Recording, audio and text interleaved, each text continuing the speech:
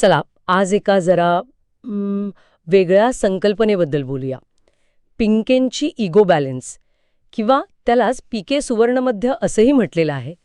आपल्याला काही काव्यमय स्रोत मिळालेत ज्यात हा दृष्टिकोन दिसतोय. नात्यांमधला समतोल साधण्याबद्दल काहीतरी सांगतोय हा. आपलं आजचं काम काय तर हे समजून घेणं की ही इगो बॅलन्स सिस्टम म्हणजे काय आहे नक्की, आणि हिला इतकं यशस्वी किंवा काय म्हणतात त्याला खास फंडा असं का म्हटलं गेलंय.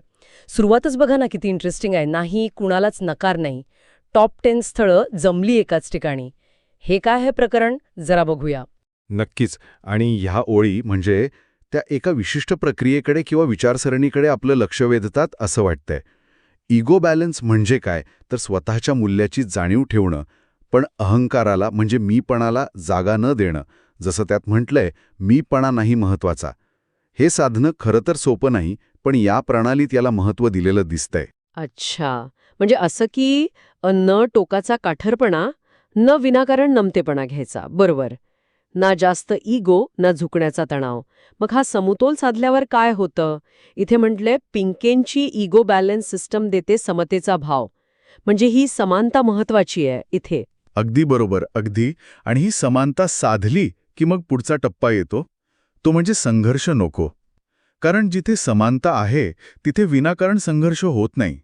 त्याची जागा मग शांत संयम घेतो. हा पीके सुवर्णमध्ये आहे ना, तो जणू काही नात्यांना जोडणारा एक पूल आहे असं म्हटलंय बघा. पीके सुवर्णमध्य नात्यांचा पूल.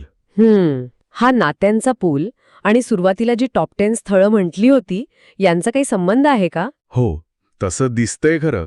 म्हणजे या पुलावर योग्य व्यक्तींची भेट होते. जणू काही निवडक टॉपची स्थळे एकत्र आल्यासारखी. वरवधू भेटती डोळ्यांत साठले स्वप्न असं म्हटलं आहे. आणि तिथे जुळून आलेला प्रत्येक क्षण हा मोलाचा ठरतो म्हणे. इथे प्रत्येक क्षण असतो मोलाचा फूल. त्यामुळे टॉप 10 स्थळं जमली याचा अर्थ कदाचित असा असावा की योग्य जुळवरुणी यशस्वी होते तिथे. अच्छा, म्हणजे या गोष्ट फक्त त्या दोघांपुरती नाहीये मग. याचे परिणाम कुटुंबांपर्यंत पण पोचतात. कारण यात म्हटलंय आई बाबा खुश, मुलं पण तयार. हो, ही एक खूप महत्वाची गोष्ट आहे. ही प्रणाली फक्त जोडप्यांसाठी नाहीये, त्यांच्या कुटुंबांना पण समाधान मिळतं. आणि नात्याचा खरा आधार काय असतो तर मन जुळतं तेव्हा होतं खऱ्या प्रेमाचं वार. इथे अपेक्षांचं ओझं नाहीये हे विशेष नमूद केलं आहे. इथे नाही अपेक्षांचं ओझं भारी. बरं, मग अपेक्षांऐवजी भर कशावर आहे? तर फक्त समजूत आणि आधारांची यारी. याच गोष्टी तर महत्वाच्या असतात ना नात्यांमध्ये, नाही का? निश्चितच. अगदी. हीच समजूत आणि आधारांची यारी त्या इगो बॅलन्स सिस्टमचं खरं यश आहे असा हा स्रोत सांगतोय. अहंकार गेला, अपेक्षा बाजूला गेल्या, की मग समजूतदारपणा आणि एकमेकांना आधार देणं यावर नातं उभं राहतं. तर मग या सगळ्या चर्चेचा आपण सारांश काढायचा झाला तर असं दिसतंय की ही इगो बॅलन्स सिस्टम आणि पीके सुवर्ण मध्य पद्धत ही अहंकार बॅलन्स करून आणि समजूतदारपणा वाढवून समान पातळीवरची चांगली नाती तयार करण्यावर भर देते आणि स्रोतानुसार ती यशस्वी पण ठरते. पीके सुवर्ण मध्य करतो धमाल. इथे एक विचार करण्यासारखी गोष्ट आहे पण. म्हणजे बघा, हा स्रोत ना नात्यांमधल्या सुसंवादासाठी एका विशिष्ट सूत्रावर किंवा एका प्रणालीवर भर देतोय, ज्याचा केंद्रबिंदू आहे आंतरिक समतोल, तोच इगो बॅलन्स. हे आपल्याला फक्त लग्नच नाही तर कोणत्याही मानवी नात्यात वैयक्तिक आत्मजागरूकता आणि परस्पर आदर किती महत्वाचा आहे यावर विचार करायला लावतं.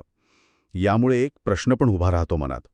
म्हणजे बघा, एक क्षण थांबून या स्रोतात टॉप 10 स्थळांना एकत्र आणण्यावर भर आहे आणि तिथे कोणालाच नकार नाही असंही म्हटलंय. विचार करण्यासारखा मुद्दा हा आहे की इतकी निवडक स्थळे एकत्र आणली तरी त्या मर्यादित गटात सुद्धा प्रत्येकाला स्वीकृती मिळेल किंवा नकार दिला जाणार नाही. हे कसं साधलं जात असेल? या आश्वासनामागे नेमकं कोणचं तत्वज्ञान किंवा पद्धत असेल?